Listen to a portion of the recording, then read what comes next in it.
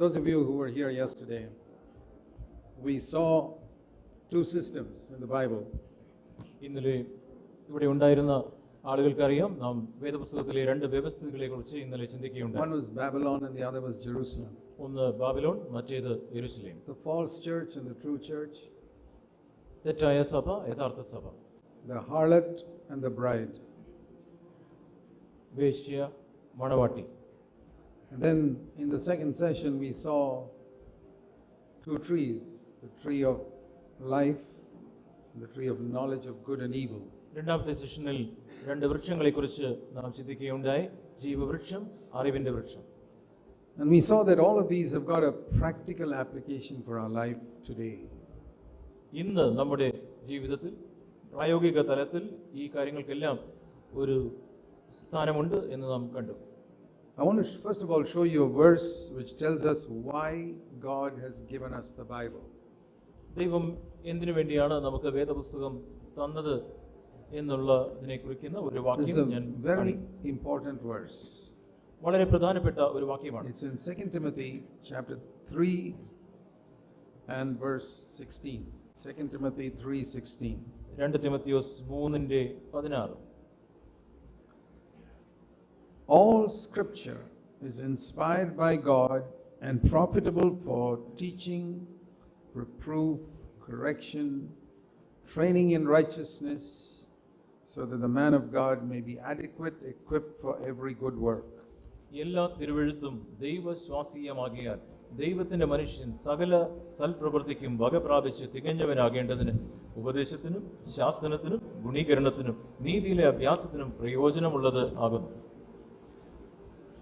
So the ultimate purpose with which God has given us the scripture is so that we become fully complete and equipped for every good work. എല്ലാ സൽപ്രവൃത്തികൾക്കും വക പ്രാപിച്ച് തികഞ്ഞവരാകേണ്ടതിനു വേണ്ടിയാണ് ദൈവവചനം ദൈവം നമുക്ക് നൽകിയിട്ടുള്ളത്. Encourage us, rebuke us, നമ്മെ ഉപദേശിക്കുന്നു, നമ്മെ ശാസിക്കുന്നു, and correct us and train us in righteousness. നമ്മെ നമ്മുടെ ഗുണീകരണത്തിന് നീതിയിലെ അഭ്യാസത്തിനും അത് All of scripture, എല്ലാ തിരുവെഴുത്തും, not just a few favorite verses. നമുക്ക് ഇഷ്ടമുള്ള ചില വാക്യങ്ങൾ മാത്രമല്ല, എല്ലാ തിരുവെഴുത്തും. So the more you understand scripture, the more your life will fulfill God's purpose on earth. ദൈവവചനം കൂടുതൽ നിങ്ങൾ ഗ്രഹിക്കുന്തോറും ദൈവത്തിന്റെ ഉദ്ദേശം നിങ്ങളുടെ ജീവിതത്തിലൂടെ നിങ്ങൾക്ക് കൂടുതലായി നിറവേറ്റുവാൻ കഴിയും. And that's why it's important to get to know what God's word says. അതുകൊണ്ട് തന്നെ ദൈവവചനം എന്ത് പറയുന്നു എന്നുള്ളത് ഗ്രഹിക്കേണ്ടത് വളരെ പ്രധാനപ്പെട്ട കാര്യമാണ്. So today I want to speak from Genesis chapter 4. ഉൽപ്പത്തി പുസ്തകം 4-ാം അധ്യായത്തിൽ നിന്നും ഇന്ന് ചിന്തിക്കുവാനായിട്ട് ഞാൻ താല്പര്യപ്പെടുന്നു. Of two types of sacrifices that Christians make, two types of offerings that Christians give to God. ക്രിസ്ത്യാനികൾ ദൈവത്തിന് കൊടുക്കുന്ന രണ്ട് തരത്തിലുള്ള യാഗങ്ങളെക്കുറിച്ച് അവിടെ പറയുന്നു. And all of us will fall into one of these two categories. നമ്മിൽ എല്ലാവരും തന്നെ ഈ രണ്ട് കാര്യങ്ങളിൽ ഏതിലെങ്കിലും നാം പെടും. Like I said yesterday, all of us are going to be a part of Babylon or Jerusalem. ഞാൻ ഇന്നലെ പറയുകയുണ്ടായി, നമ്മൾ എല്ലാവരും തന്നെ ഒന്നുകിൽ ബാബിലോണിന്റെ ഭാഗമാണ് അല്ലെങ്കിൽ യെരൂശലേമിന്റെ ഭാഗമാണ്. All of us are either going to go live by the knowledge of good and evil or live by life in Christ. നമ്മൾ എല്ലാവരും തന്നെ അറിവിന്റെ വൃക്ഷത്തിൽ നിന്ന് ഭുജിക്കുന്നവരാണ് അല്ലെങ്കിൽ ജീവവൃക്ഷത്തിൽ നിന്ന് ഭുജിക്കുന്നവരാണ്. So if you understand these things, you will know how to make the right choice. അതുകൊണ്ട് തന്നെ ഈ കാര്യങ്ങൾ നിങ്ങൾ ഗ്രഹിക്കുന്നുവെങ്കിൽ ശരിയായ തിരഞ്ഞെടുപ്പുകൾ എടുക്കുവാനായിട്ട് അത് നിങ്ങൾക്ക് ഉതകും. So in Genesis 4 we have a description of the first thing described of what happened after Adam was put out of the Garden of Eden. Eden തോട്ടത്തിൽ നിന്ന് ആദാമിനെ പുറത്താക്കി കഴിഞ്ഞ ശേഷം നടക്കുന്ന ആദ്യത്തെ സംഭവമാണ് ഇവിടെ വിവരിക്കുന്നത്. And it's very interesting to see this. ഇത് നാം മനസ്സിലാക്കുന്നത് വളരെ നല്ലതാണ്. Here it speaks about two brothers who brought an offering to God. ദൈവത്തിന് കാണിക്കയുമായി വന്ന രണ്ട് സഹോദരങ്ങളെക്കുറിച്ച് ഇവിടെ നാം വായിക്കുന്നു. And one was accepted and one was not accepted. അതിലൊന്ന് ദൈവം സ്വീകരിച്ചു, മറ്റൊന്ന് ദൈവം തിരസ്കരിച്ചു. In the Old Testament, God showed his acceptance always by sending fire on an offering or a sacrifice from heaven. മനുഷ്യർ കൊണ്ടുവരുന്ന യാഗത്തിന്റെ മേൽ ദൈവത്തിന്റെ തീ അയച്ചാണ് ദൈവത്തിന്റെ അംഗീകാരം പഴയ നിയമ കാലഘട്ടങ്ങളിൽ ദൈവം വെളിപ്പെടുത്തിയിരുന്നത്. And that fire is a picture of God's approval and the baptism of fire that God gives us today. ഇന്ന് പരിശുദ്ധാത്മാവിന്റെ അഗ്നി ദൈവം നൽകുന്നത് പോലെ ദൈവത്തിന്റെ അംഗീകാരത്തിന്റെ അടയാളമായിരുന്നു. Why is it that some Christians seem to be on fire for God and some are cold?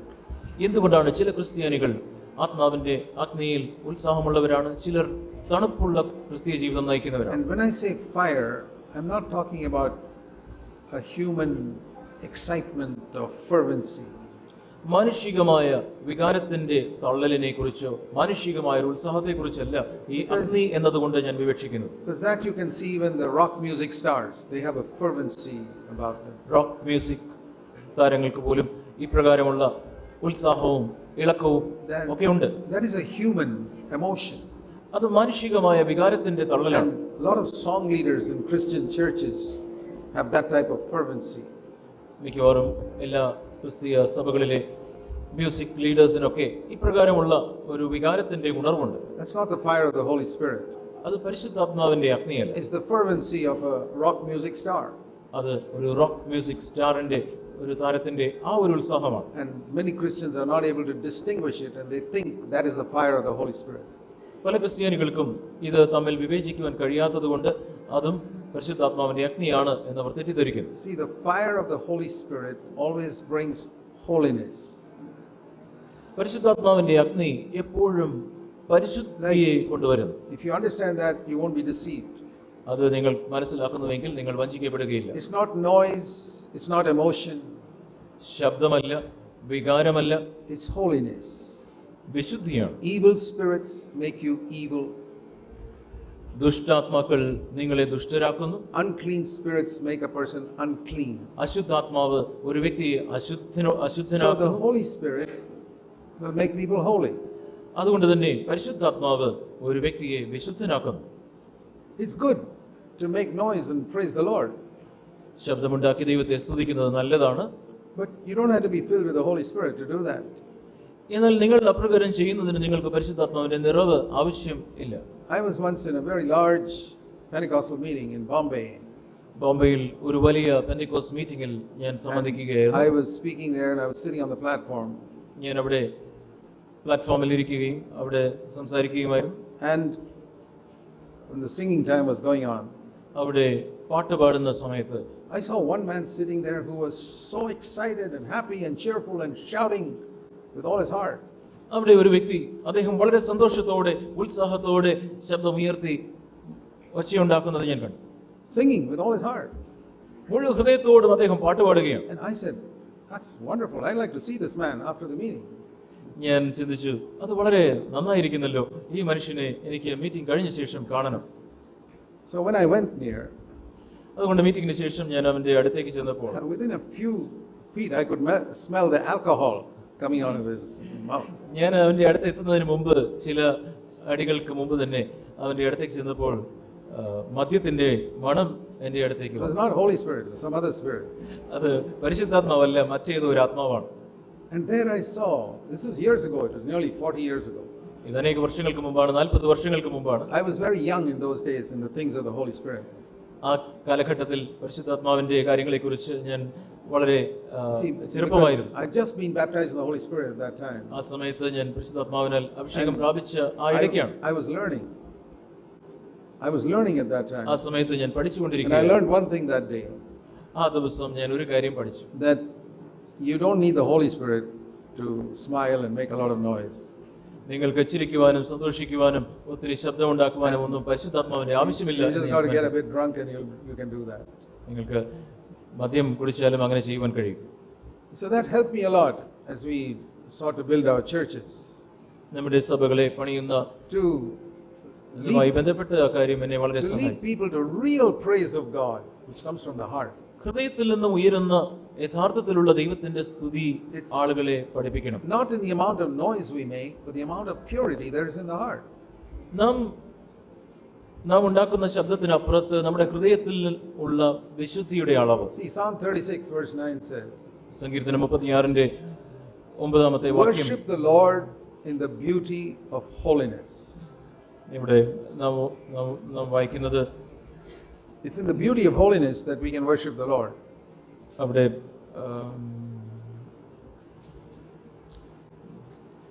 sorry, not Psalm 36 now. There's a verse, I am not able to find it immediately. Worship the Lord in the beauty of holiness. പരിശുദ്ധിയുടെ മനോഹരത്വത്തിൽ ദൈവത്തെ മഹത്വപ്പെടുത്തുക. That is how we worship the Lord. അങ്ങനെയാണ് നാം ദൈവത്തെ മഹത്വപ്പെടുത്തേണ്ടത്, ദൈവത്തെ ആരാധിക്കേണ്ടത്. I mean, there can be noise or there's no noise. If there's holiness, God accepts it. ശബ്ദമുണ്ടായിരിക്കാം, ശബ്ദമില്ലായിരിക്കാം, പക്ഷേ അവിടെ വിശുദ്ധി ഉണ്ടെങ്കിൽ, അത് ഹൃദയത്തിൽ നിന്ന് ഉയർന്നു വരുന്ന വിശുദ്ധിയാണെങ്കിൽ ദൈവം അത് അംഗീകരിക്കുന്നു. And so, I remember once when a Pentecostal man came to our church in Bangalore. ബാംഗ്ലൂരിൽ ഒരിക്കൽ ഒരു പെന്തക്കോസ്റ്റൽ മനുഷ്യൻ ഞങ്ങളുടെ മീറ്റിങ്ങിന് കടന്നു വന്നു. And he, at the end of the meeting, he said, "You don't have the Holy Spirit here." മീറ്റിങ്ങിന്റെ അവസാനം അദ്ദേഹം പറഞ്ഞു, നിങ്ങളുടെ മധ്യത്തിൽ ഇവിടെ പരിശുദ്ധാത്മാവില്ല. I said, "How? How do you say that?" ഞാൻ അദ്ദേഹത്തോട് ചോദിച്ചു, എന്താണ് താങ്കൾ അങ്ങനെ പറയുവാൻ കാരണം? Can you see the purity of our hearts with which we were singing this morning? ഇന്ന് രാവിലെ ഞങ്ങൾ പാടുമ്പോൾ ഞങ്ങളുടെ ഹൃദയത്തിലുണ്ടായിരുന്ന വിശുദ്ധിയെ താങ്കൾക്ക് കാണുവാൻ കഴിഞ്ഞോ? He said there was not enough noise. അദ്ദേഹം പറഞ്ഞു, അവിടെ ആവശ്യത്തിന് ശബ്ദമില്ലായിരുന്നു. I said, there is the difference. ഞാൻ അദ്ദേഹത്തോട് പറഞ്ഞു, അവിടെയാണ് വ്യത്യാസം. Your Trinity is Father, Son and noisy Spirit. താങ്കളുടെ തൃത്വം പിതാവ്, പുത്രൻ, ശബ്ദമുണ്ടാക്കുന്ന ആത്മാവ്. My Trinity is Father, Son and Holy Spirit. എന്റെ തൃത്വം പിതാവ്, പുത്രൻ, പരിശുദ്ധാത്മാവ്. I think that's the difference between both of us. അത് ആണ് നാം തമ്മിലുള്ള വ്യത്യാസം. I'm saying that because so many Christians are deceived by this. അനേക ക്രിസ്ത്യാനികളും ഈ കാര്യത്താൽ വഞ്ചിക്കപ്പെട്ടിരിക്കുന്നു എന്നതുകൊണ്ടാണ് ഞാൻ ഈ കാര്യം പ്രസ്താവിക്കുന്നത്. They think if they make a lot of noise, God will be happy. വളരെയധികം ശബ്ദമുണ്ടാക്കിയാൽ ദൈവം സന്തോഷിക്കുന്നു എന്ന് അവർ ചിന്തിക്കുന്നു. I'll tell you, if you have a lot of holiness, God will be happy. നിങ്ങളുടെ ഹൃദയത്തിൽ വിശുദ്ധി ഉണ്ടെങ്കിൽ ദൈവത്തിന് സന്തോഷമുണ്ടാകുമെന്ന് ഞാൻ What I നിങ്ങളോട് teach in പറയുന്നു. my church is this. ഞാൻ ഞങ്ങളുടെ സഭയിൽ ഇതാണ് പഠിപ്പിക്കാറുള്ളത്. When we praise and give thanks to the Lord on Sunday morning, നാം ദൈവത്തെ സ്തുതിക്കുകയും ദൈവത്തിന് ഞായറാഴ്ച രാവിലെ നന്ദി കരയറ്റുകയും how ചെയ്യുമ്പോൾ much noise you make is not important. നിങ്ങൾ എത്രത്തോളം ശബ്ദമുണ്ടാക്കുന്നു എന്നതല്ല പ്രധാനം. Whether you raise your hands, clap your hands is not the main thing. നിങ്ങൾ കൈകൾ ഉയർത്തുന്നു, കൈകൾ അടിക്കുന്നു എന്നുള്ളതല്ല പ്രധാനം. I do all these things. I raise my hands, clap my hands, and raise my voice. ഞാൻ എന്റെ ശബ്ദം ഉയർത്താറുണ്ട്, കരങ്ങൾ അടിക്കാറുണ്ട്, കരങ്ങൾ That's ഉയർത്താറുണ്ട്. not the main thing. എന്നാൽ അതല്ല വലിയ കാര്യം. I said, I'll tell you what is the main thing. ഞാൻ നിങ്ങളോട് പറയട്ടെ, വലിയ കാര്യം എന്താണ്? How did you live the last 6 days of the week? കഴിഞ്ഞ ആഴ്ചയുടെ കഴിഞ്ഞ 6 ദിവസങ്ങൾ നിങ്ങൾ എങ്ങനെയാണ് ജീവിച്ചത്? How did you live at home? നിങ്ങളുടെ വീട്ടിൽ എങ്ങനെയാണ് നിങ്ങൾ How did ജീവിച്ചത്? you live in your office? നിങ്ങളുടെ ഓഫീസിൽ എങ്ങനെയായിരുന്നു? How did you behave on the road when people were angry with you? റോഡിൽ ആളുകൾ നിങ്ങളോട് കോപിച്ചപ്പോൾ നിങ്ങൾ എങ്ങനെയാണ് പ്രതികരിച്ചത്? That is going to determine how much God accepts your praise and singing this morning. ഇന്ന് രാവിലെ നിങ്ങളുടെ സ്തുതിയും നിങ്ങളുടെ സ്തോത്രവും ഒക്കെ ദൈവം എത്രത്തോളം അംഗീകരിക്കുന്നു എന്നുള്ളത് അവിടെയാണ്. So I tell them, in other churches, Sunday is the important day. മറ്റു സഭകളിൽ ഞായറാഴ്ചയാണ് ഏറ്റവും പ്രധാനപ്പെട്ട ദിവസം. How good is the singing? How good is the music? How good is the preaching? അന്ന് രാവിലത്തെ പാട്ട് എത്രത്തോളം നല്ലതാണ്, പ്രസംഗം എത്രത്തോളം നല്ലതാണ്. I say in our church, നമ്മുടെ സഭകളിൽ the important day is Monday പ്രധാനപ്പെട്ട ദിവസം തിങ്കളാഴ്ചയാണ്, and Tuesday, ചൊവ്വാഴ്ചയും Wednesday, ബുധനാഴ്ചയും Thursday, വ്യാഴാഴ്ചയും Friday, വെള്ളിയാഴ്ചയും Saturday. ശനിയാഴ്ചയും. That is what God sees when we come and say something to the Lord on Sunday morning. It's the life behind it that determines whether God accepts our praise.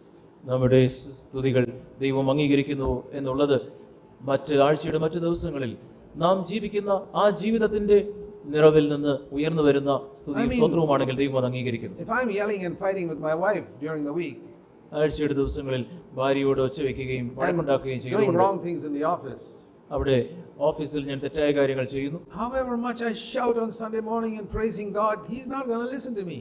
ഞായറാഴ്ച രാവിലെ ഞാൻ എത്ര ഒച്ച വെച്ച് ദൈവത്തെ സ്തുതിക്കുകയും നന്ദി കരയറ്റുകയും ചെയ്താലും ദൈവം അത് കേൾക്കുന്നില്ല. Worship the Lord in the beauty of holiness. വിശുദ്ധിയുടെ മനോഹരത്വത്തിൽ ദൈവത്തെ ആരാധിക്കുക. I forget where that verse is, but you can find out. It's in the Psalm somewhere. സങ്കീർത്തനത്തിൽ എവിടെയോ ആ ഒരു വാക്യമുണ്ട്. I used to know. 96, Psalm 96. 96, okay. I used to know all these things so well, but I'm 76 years old and the memory cells die out after a while. എനിക്കിപ്പോൾ 76 വയസ്സായി. എൻ്റെ ഓർമ്മയ്ക്ക് എനിക്കെല്ലാം വളരെ പെട്ടെന്ന് ഓർമ്മ വരുമായിരുന്നു. ഇപ്പോൾ അത് Okay, in Genesis 4, I was talking about 2 people who offered an offering. ഉൽപ്പത്തി പുസ്തകം 4-ാം അധ്യായം അവിടെ യാഗം കഴിച്ച രണ്ടുപേരെ കുറിച്ച് നാം ഇവിടെ വായിക്കുന്നു. Genesis chapter 4. ഉൽപ്പത്തി പുസ്തകം 4-ാം അധ്യായം. And the fire fell on Abel's offering, but no fire fell on Cain's offering. ഹാബേലിന്റെ യാഗത്തിന്റെ മേൽ ദൈവത്തിന്റെ തീ ഇറങ്ങി വന്നു, എന്നാൽ കായീന്റെ യാഗത്തിന്റെ മേൽ ദൈവത്തിന്റെ തീ ഇറങ്ങി വന്നില്ല. This is the first thing mentioned in scripture outside the Garden of Eden. Eden തോട്ടത്തിന്റെ ശേഷം വേദപുസ്തകത്തിൽ പ്രസ്താവിച്ചിരിക്കുന്ന ആദ്യത്തെ കാര്യമാണ്. Remember, Cain was not an atheist. Cain ഒരു ദൈവത്തിൽ വിശ്വസിക്കാത്ത വ്യക്തിയായിരുന്നില്ല. He was not നാസ്തികനല്ലായിരുന്നു. Okay. He was not a person who didn't believe in God. ദൈവത്തിൽ വിശ്വസിക്കാത്ത നാസ്തികനായ ഒരു വ്യക്തിയായിരുന്നില്ല Cain. He was not worshipping Baal or some idol. അവൻ ബാലിനെയോ ഏതെങ്കിലും വിഗ്രഹത്തെയോ വണങ്ങുന്നവൻ. He was bringing an offering to the true God, Jehovah. അവൻ യഹോവയ്ക്ക് ഒരു യഥാർത്ഥത്തിലുള്ള ഒരു യാഗം കൊണ്ടുവരികയായിരുന്നു. And yet it was not accepted. എന്നാൽ ആ യാഗം യഹോവ അംഗീകരിച്ചില്ല, ദൈവം അംഗീകരിച്ചില്ല. Is it possible that you can be bringing something to God and God doesn't accept it? നിങ്ങൾ ദൈവത്തിന്റെ അടുക്കിലേക്ക് ഒരു കാര്യം കൊണ്ടുവരുന്നു, പക്ഷേ ദൈവം അത് അംഗീകരിക്കുന്നില്ല എന്നത് സാധ്യമാണോ? You see, when we bring something to God, we must be sure God has accepted it. നിങ്ങൾ ദൈവത്തിന് കൊണ്ടുവരുമ്പോൾ ദൈവം അത് അംഗീകരിക്കുന്നു എന്ന് നിങ്ങൾ ഉറപ്പുവരുത്തണം. We are very careful to teach people, make sure God is accepting your offering. നിങ്ങളുടെ യാഗം ദൈവം അംഗീകരിക്കുന്നു എന്ന് നിങ്ങൾ ഉറപ്പുവരുത്തണം എന്ന് ഞങ്ങൾ ആളുകളെ പഠിപ്പിക്കാറുണ്ട്. If you come to our church in Bangalore, ബാംഗ്ലൂരിലുള്ള ഞങ്ങളുടെ സഭയിൽ നിങ്ങൾ വരികയാണെങ്കിൽ, we don't take an offering there. We have never taken an offering in 40 years. കഴിഞ്ഞ 40 വർഷമായി ഞങ്ങൾ സഭയിൽ ഒരു സ്തോത്രകാഴ്ച എടുക്കാറില്ല. I'll tell you why, because Jesus said you must give secretly. ഞങ്ങൾ എന്തുകൊണ്ടാണ് അങ്ങനെ ചെയ്യാത്തത് ഞാൻ പറയട്ടെ. രഹസ്യമായിട്ട് ചെയ്യുവാനാണ് യേശു ക്രിസ്തു Your പറഞ്ഞത്. left hand must not know what your right hand is doing. നിങ്ങളുടെ വലത് കൈ ചെയ്യുന്നത് എന്തെന്ന് ഇടത് കൈ അറിയരുത് എന്ന് പറഞ്ഞു. That's why we don't take an offering, because everybody will see that you're making an offering. ഇപ്രകാരം സ്തോത്രകാഴ്ച എടുക്കുമ്പോൾ മറ്റുള്ളവർ കാണും എന്നതുകൊണ്ട് തന്നെ ഞങ്ങൾ അങ്ങനെ പൊതുവായി പബ്ലിക്കായിട്ട് ചെയ്യാറില്ല. Secondly, രണ്ടാമത്, the Bible says in 2 Corinthians 9 that we must give cheerfully. രണ്ടാമത് 2 കൊരിന്ത്യർ 9-ാം അധ്യായത്തിൽ സന്തോഷത്തോടെ കൂടി കൊടുക്കണം എന്ന് ദൈവവചനം So if you പറയുന്നു. stick a bag in front of somebody, we don't know whether he's giving cheerfully or just so that it doesn't look bad, he puts his hand inside. ഒരു വ്യക്തിയുടെ മുമ്പാകെ ഒരു കാണിക്ക സഞ്ചി അദ്ദേഹത്തിന്റെ മുമ്പിൽ വരുമ്പോൾ അദ്ദേഹം അതിനകത്ത് ഇടുന്നത് സന്തോഷത്തോടെയാണോ എന്ന് അറിയില്ല. So in all the churches we planted, we never take an offering. അതുകൊണ്ട് തന്നെ ഞങ്ങൾ സ്ഥാപിച്ച സഭകളിൽ ഒന്നും തന്നെ ഇപ്രകാരം സ്തോത്രകാഴ്ച The എടുക്കാറില്ല. Bible says we must give to God എന്നാൽ വേദപുസ്തകം പറയുന്നു ദൈവത്തിന് കൊടുക്കണം, secretly, രഹസ്യമായി, cheerfully, and സന്തോഷത്തോടെ, according as God has prospered us. അതുപോലെ തന്നെ നിങ്ങളുടെ കഴിവിന് ഒത്തവണ്ണം. So poor people don't have to give. You don't have to give if you don't want to. അതുകൊണ്ട് പാവപ്പെട്ട ആളുകൾ നിങ്ങൾക്ക് കൊടുക്കുവാൻ കഴിയുന്നില്ലെങ്കിൽ കൊടുക്കണ്ട. So we keep a box. അതുകൊണ്ട് ഞങ്ങൾ സഭയുടെ ഏതെങ്കിലും ഒരു മൂലയ്ക്ക് ഒരു പെട്ടി Because വയ്ക്കും. we read that Jesus sat next to the offering box where he saw the widow putting in 2 mites.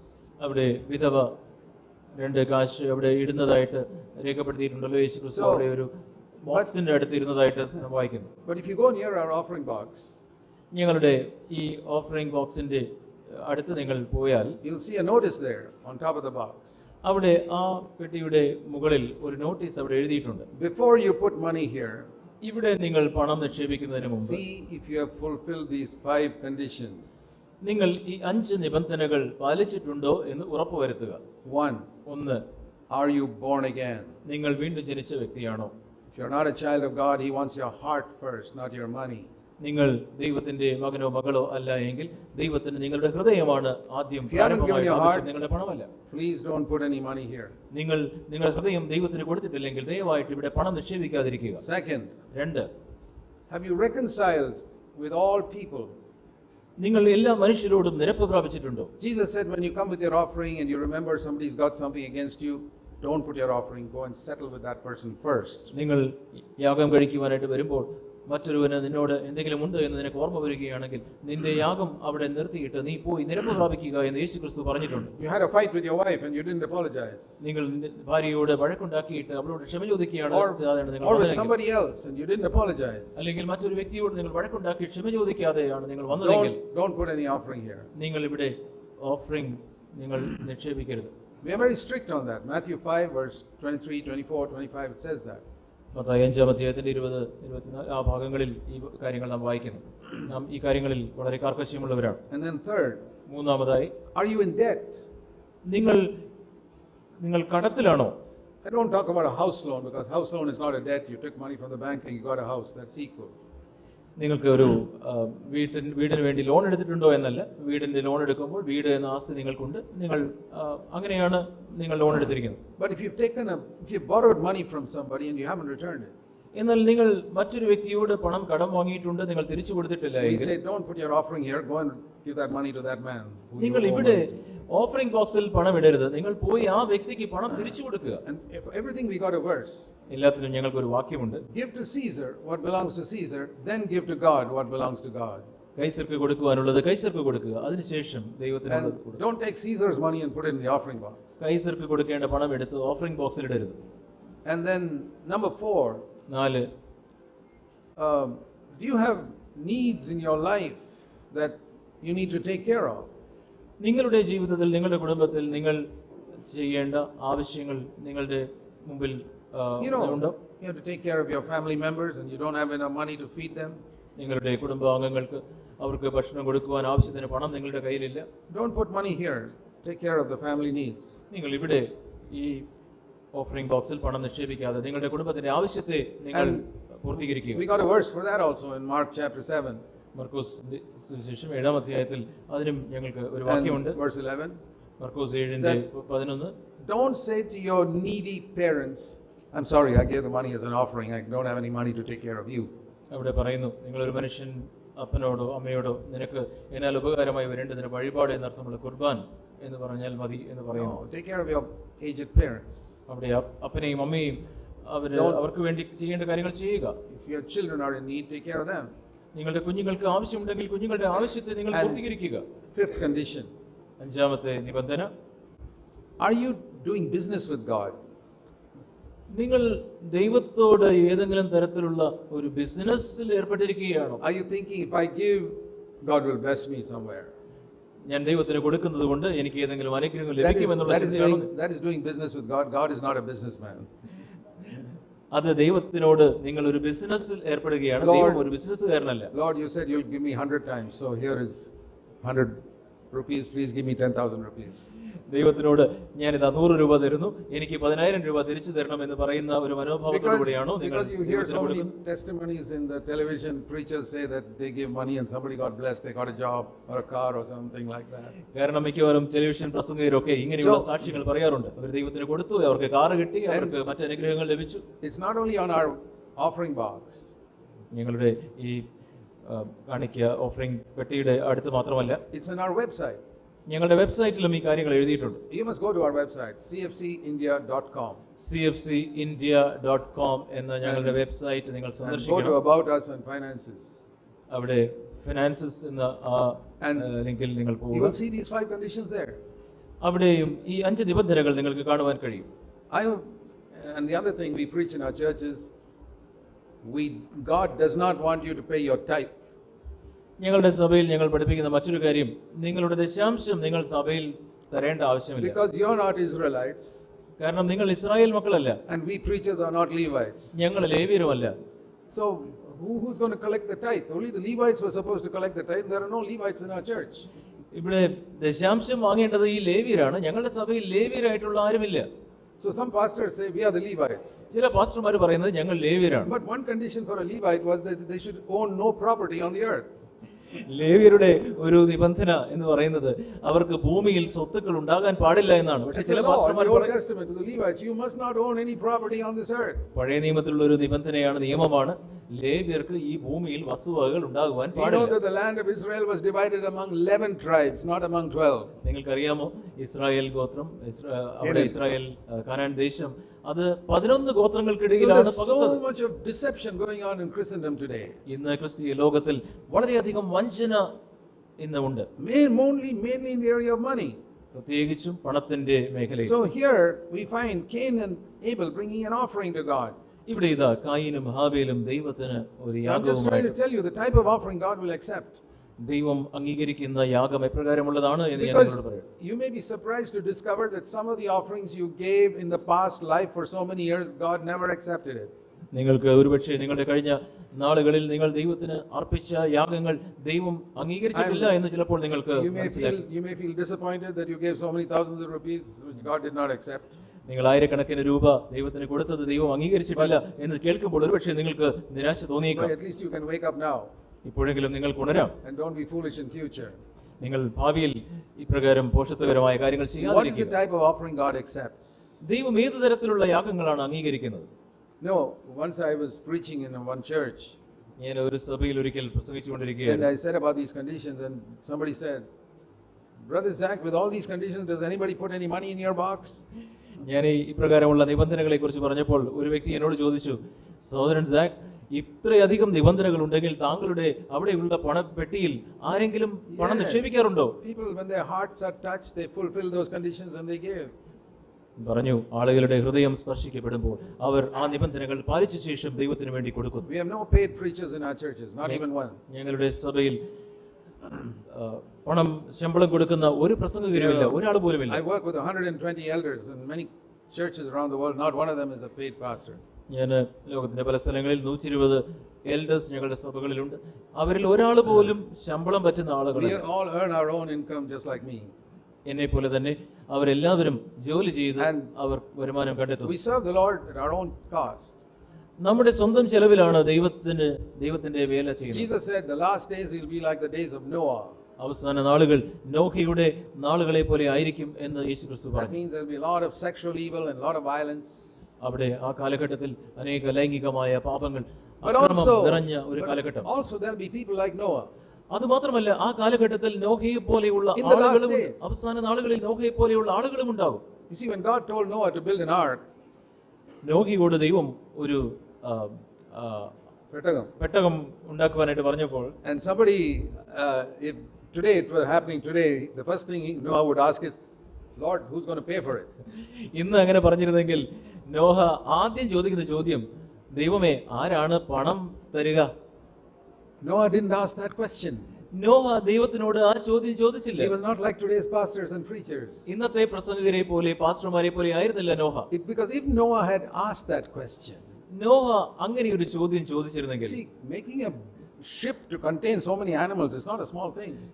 ഇത്രയധികം മൃഗങ്ങളെ ഒന്നിച്ച് പാർപ്പിക്കുവാനായിട്ടുള്ള ഒരു വലിയ കപ്പൽ ഉണ്ടാക്കുന്നത് ഒരു ചെറിയ If കാര്യമല്ല. Noah had asked who's going to pay for it, ആരാണ് ഇതിന്റെ ചെലവ് വഹിക്കുന്നതെന്ന് Noah ചോദിച്ചിരുന്നെങ്കിൽ, God would have said, you, who else?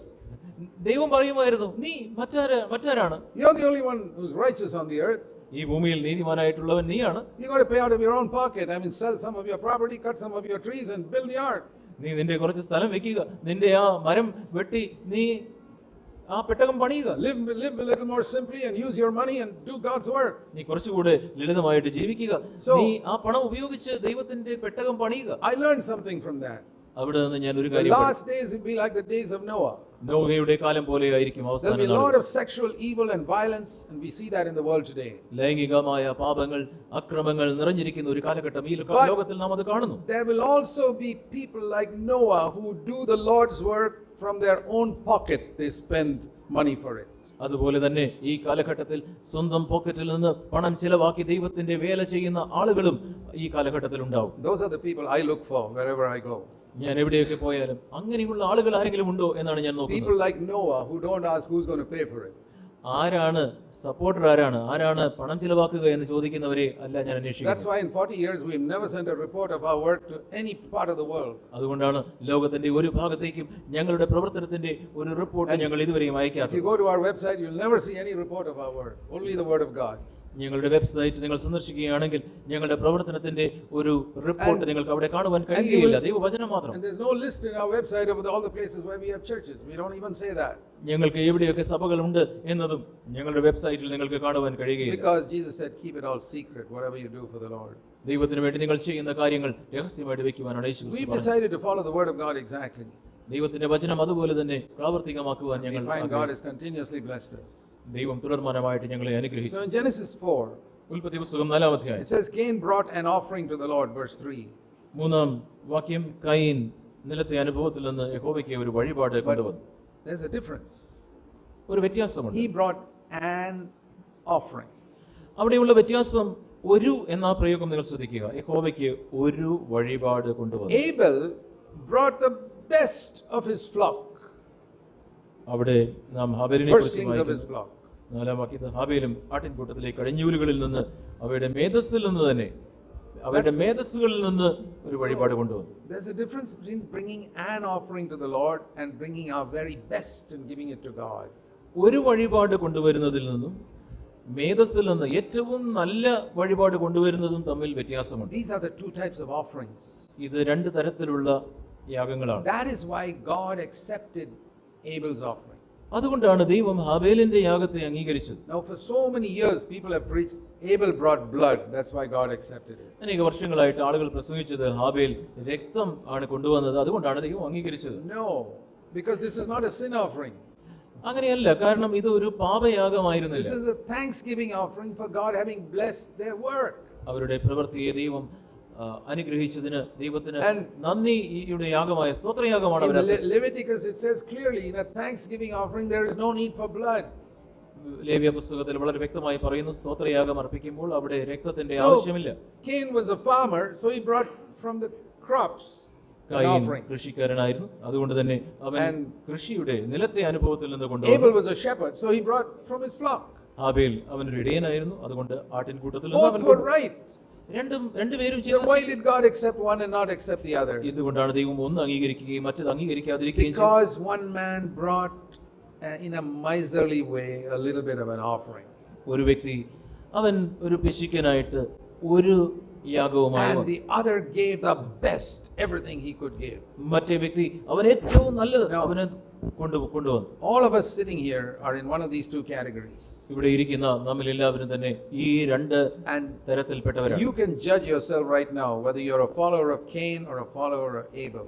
നിങ്ങൾ കായീന്റെ പിൻഗാമിയാണോ അതോ ഹാബേലിന്റെ പിൻഗാമിയാണോ എന്ന് നിങ്ങൾക്ക് തന്നെ നിങ്ങളെ വിധിക്കുക. You bring a minimum offering to God. ഏറ്റവും കുറച്ച് ദൈവത്തിന് എന്ത് കൊടുക്കാം, അങ്ങനെയാണോ നിങ്ങൾ യാഗം കഴിക്കുന്നത്? Or do you bring an offering that costs you sacrifice? അല്ലെങ്കിൽ നിങ്ങൾക്ക് വേദനിക്കുമാർ ഉള്ള ഒരു യാഗമാണോ നിങ്ങൾ കൊണ്ടുവരുന്നത്?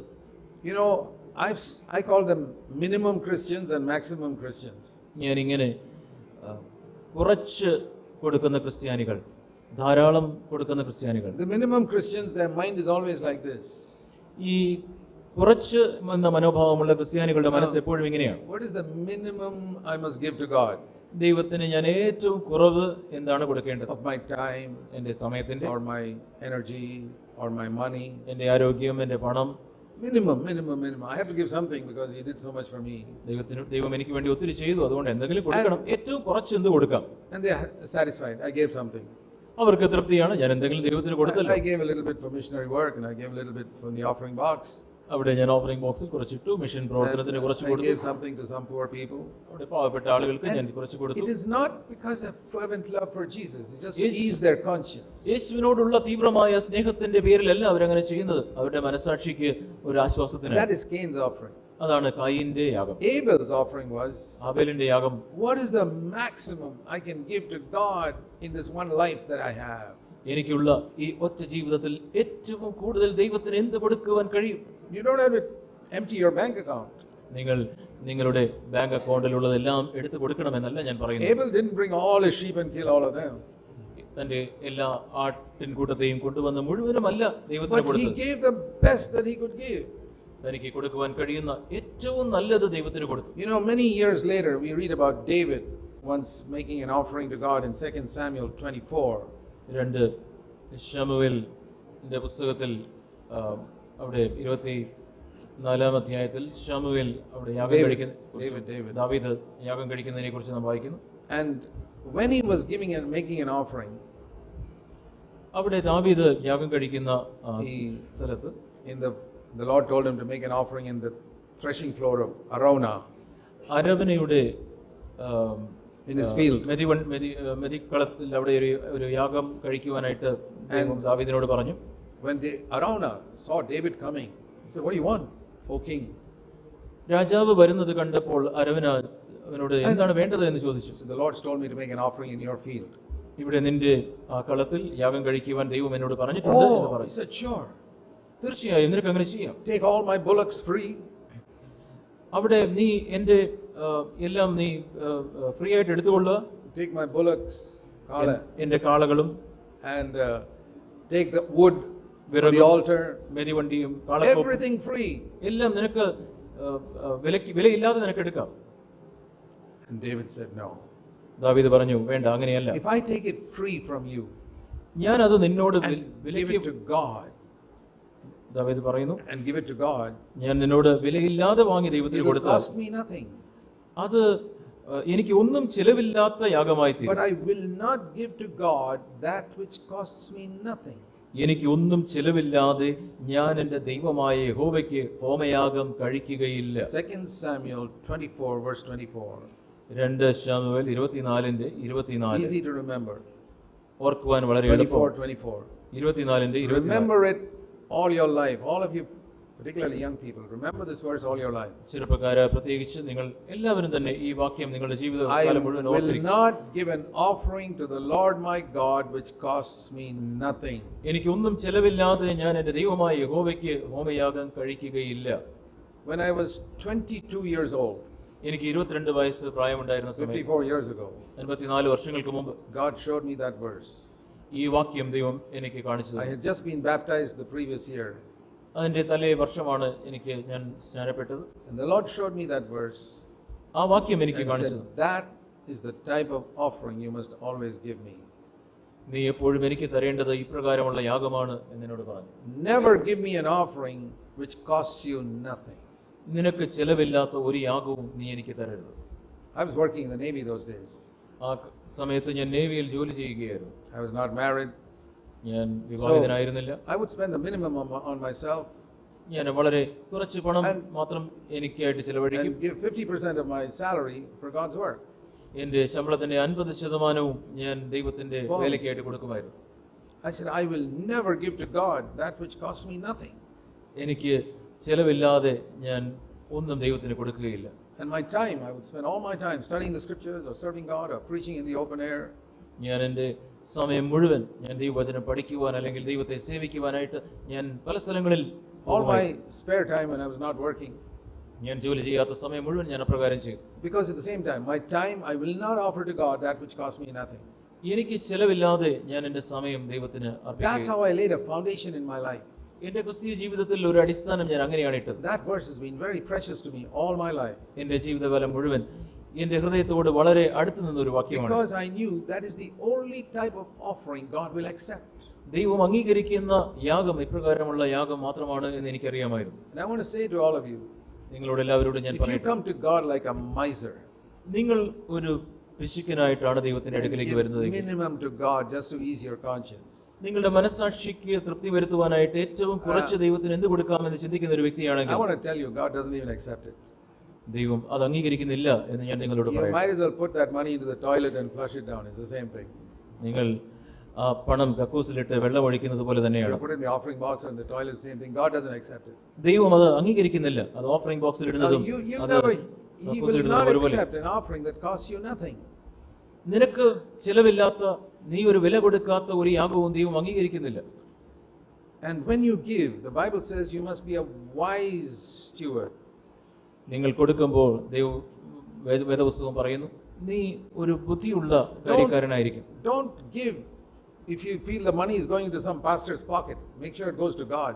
നിങ്ങൾ കൊടുക്കുന്ന പണം ഏതെങ്കിലും ഒരു പാസ്റ്ററുടെ പോക്കറ്റിലേക്കാണ് പോകുന്നതെങ്കിൽ നിങ്ങൾ കൊടുക്കരുത്. Make sure ദൈവത്തിന് it വേണം ആ goes പണം for പോകുക. God's work.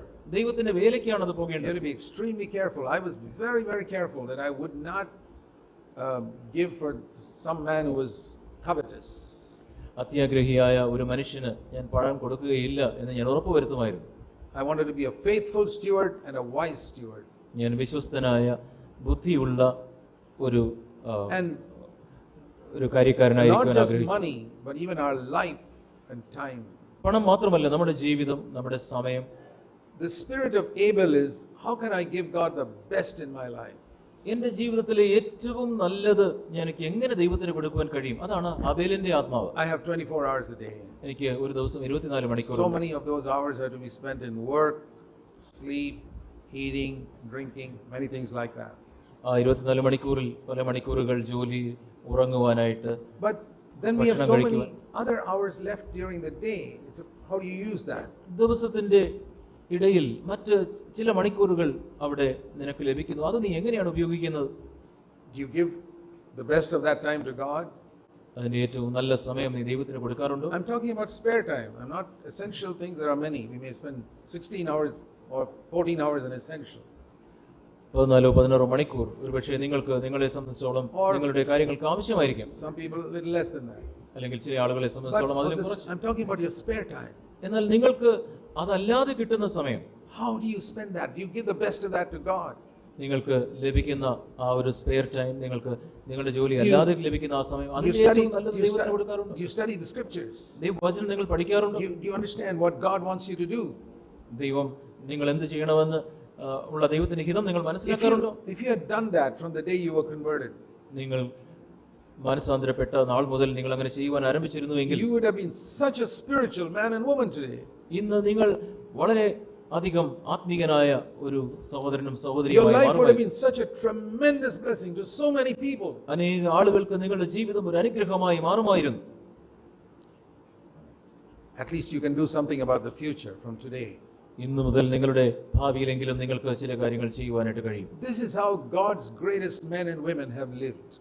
ദൈവത്തിന്റെ ഏറ്റവും നല്ല ദാസന്മാരും ദാസിമാരും ദൈവമനുഷ്യർ അപ്രകാരമാണ് ജീവിച്ചത്. And I want all of you to live like that. നിങ്ങൾ എല്ലാവരും അപ്രകാരം ജീവിക്കണമെന്ന് ഞാൻ ആഗ്രഹിക്കുന്നു. Because then you'll have no regret when you get into eternity. നിത്യതയിൽ നിങ്ങൾക്ക് അങ്ങനെയെങ്കിൽ അവിടെ നിങ്ങൾക്ക് ലജ്ജിക്കേണ്ടി വരികയില്ല.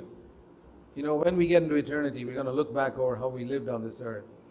നാം നിത്യതയിൽ ചെല്ലുമ്പോൾ ഈ ഭൂമിയിൽ നാം എപ്രകാരമാണ് ജീവിച്ചത് എന്ന് നാം തിരിഞ്ഞു നോക്കും. And all the hours we wasted in useless things, അനാവശ്യമായ കാര്യങ്ങൾക്ക് വേണ്ടി നാം പാഴാക്കി കളഞ്ഞ സമയങ്ങളെക്കുറിച്ച് നാം which we could have used for the Lord. ദൈവത്തിന് വേണ്ടി ഉപയോഗിക്കുവാൻ കഴിയുമായിരുന്ന സമയങ്ങൾ. In eternity, you're going to feel sorry about it. നിങ്ങൾ നിത്യതയിൽ ചെല്ലുമ്പോൾ അപ്പോൾ നിങ്ങൾക്ക് When you ദുഃഖം see how much Jesus loved you, യേശു ക്രിസ്തു നിങ്ങളെ എത്രമാത്രം സ്നേഹിച്ചു എന്ന് how നിങ്ങൾ He അറിയും. gave everything for you, അവന് നിങ്ങൾക്കായിട്ട് അവൻ മുഴുവനും നൽകിയത് നിങ്ങൾ കാണുമ്പോൾ, and you were such a miser in the way you gave time to God, നിങ്ങൾ ദൈവത്തിന് വേണ്ടി കൊടുത്ത സമയത്തിൽ നിങ്ങൾ എത്രമാത്രം പിശുക്ക് കാണിച്ചു, you'll have a lot of regret.